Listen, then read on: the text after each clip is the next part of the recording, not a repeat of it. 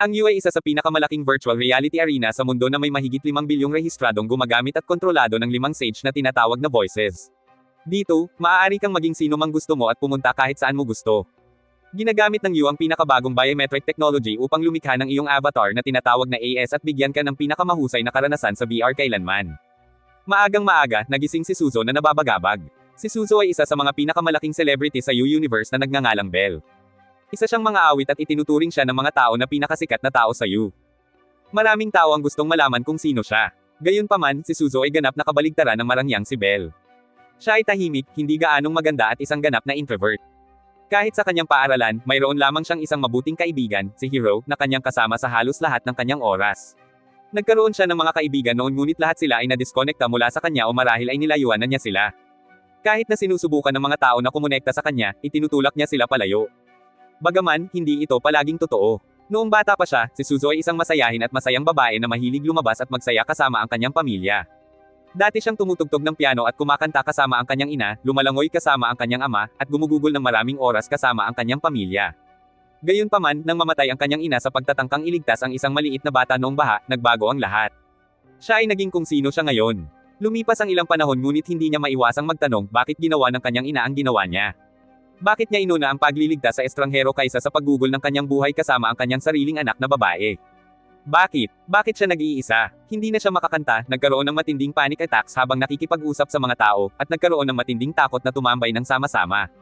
Ang kanyang buhay ay hindi ang gusto niya. Isang araw, pinadalhan siya ng isang imbitasyon sa mundo ng U ng kanyang kaibigang si Hiro, at binago nito ang kanyang buhay. Ang kanyang avatar o AS ay napakaganda kaya iniisip niyang ito ang magandang babae mula sa kanyang paaralan, si Luca.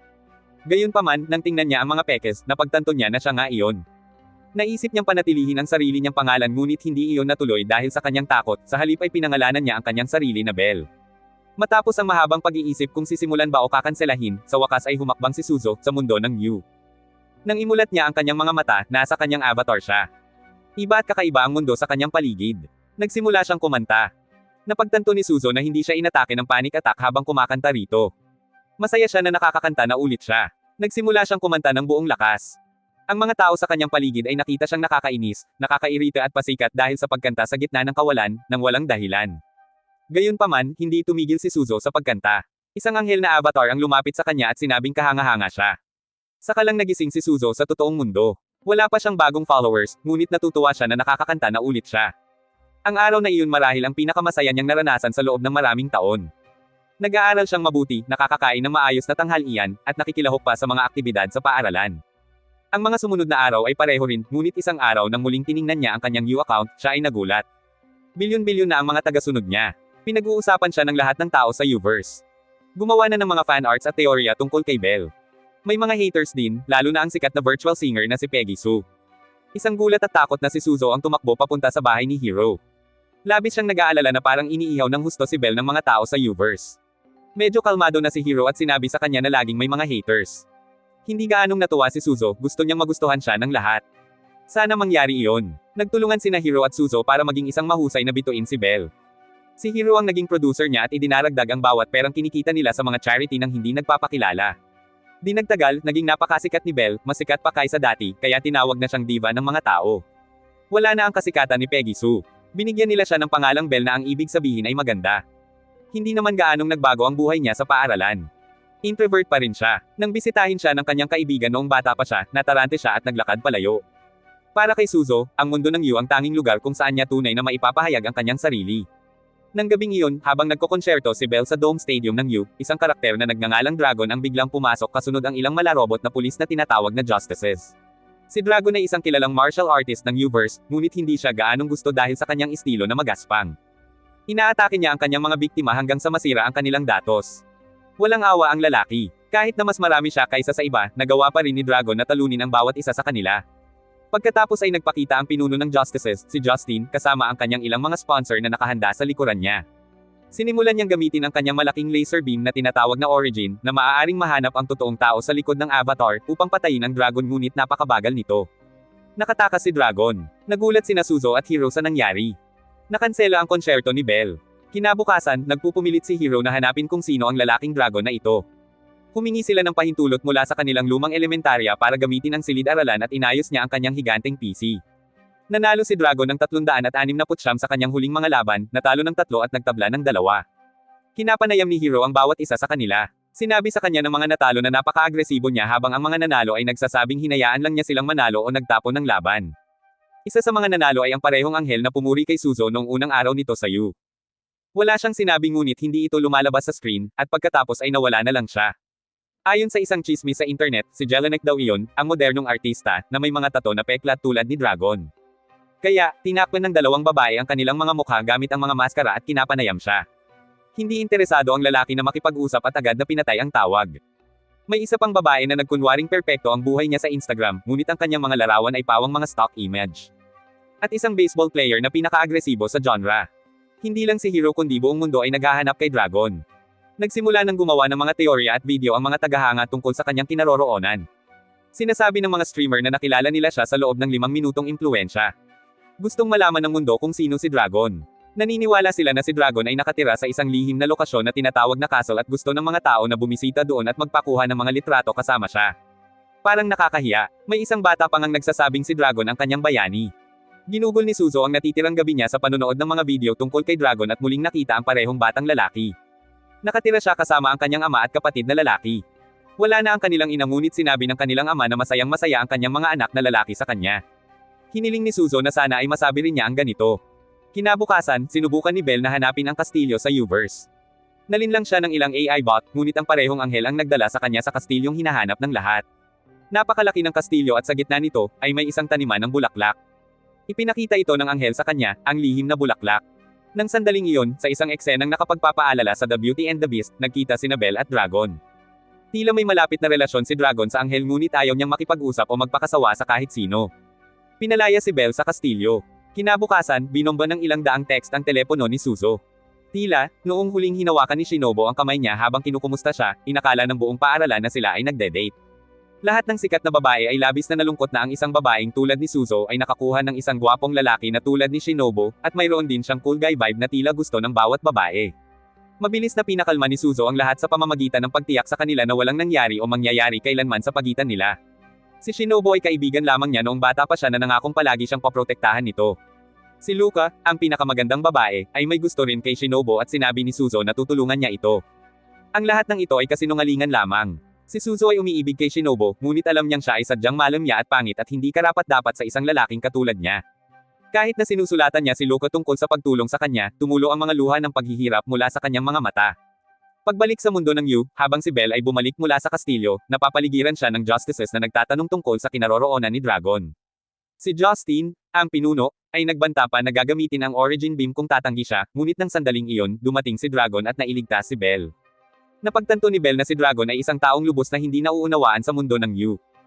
Gusto lang ni Dragon na mapag-isa at gusto niyang gawin ang kanyang gusto, tulad ng lahat, ngunit hindi iyon hahayaan ng mundo na mangyari. Lalo na pagkatapos ng buong insidente kay Belle. Napagtanto ni Suzo kung gaano sila magkatulad. Inisip niya na dapat na lang siyang pabayaan ng mundo ngunit sinabi sa kanya ni Hero ang masakit na katotohanan. Hindi naligtas si Dragon. Sa totoong mundo, nakipagkita si Luka kay Suzo. Sinabi niya sa kanya na mali ang pagkakaintindi ni Suzo, siya ay may gusto sa isa pa niyang kaibigan, kay Kang Ishan, hindi kay Shinobu. Kinausap niya ito ngunit hindi makapagsalita. Pinag-usapan nila ang kanilang relasyon at isiniwalat ni Suzo na may gusto na siya kay Shinobu simula pa noong 6 na taong gulang ito. Sinabihan siya nito na paprotektahan siya nito na inakala niyang isang alok ng kasal. Gayunpaman, ngayon ay napagtanto niya na ang ibig lang sabihin nito ay paprotektahan siya nito mula sa mga bully. Pareho silang nagtawanan tungkol sa kanilang mga nabigong relasyon. Pagbalik nila, nakasalubong nila si Kang Ishan, at umakto si Suzo na parang isang perpektong matchmaker at tinulungan silang dalawa. Hinayaan niya silang mag-isa at nakasalubong si Shinobu sa labas. Nagpa siya si Suzo na kumilos ayon sa kanyang nararamdaman ngunit sinabi nito sa kanya na alam niyang si Belle ito. Nagulat siya at tumakbo ito palayo nang walang sinasabi. Noon lang, tinawagan ni Hero si Suzo at sinabi sa kanya na nasa problema si Dragon. Natagpuan na ng justices ang kastilyo at hinalughog ang bawat bahagi nito upang hanapin si Dragon. Mabilis na muling pumasok si Suzo sa Uverse. Sandali na lang bago mabunyag ang tunay na pagkakakilanlan ni Dragon. Sinundan siya nina Shinobu, Kang Ishan, at Luka papunta sa elementarya kung saan sina Hero at Suzo ay naghahalughog sa internet para hanapin si Dragon para mabigyan nila ito ng babala.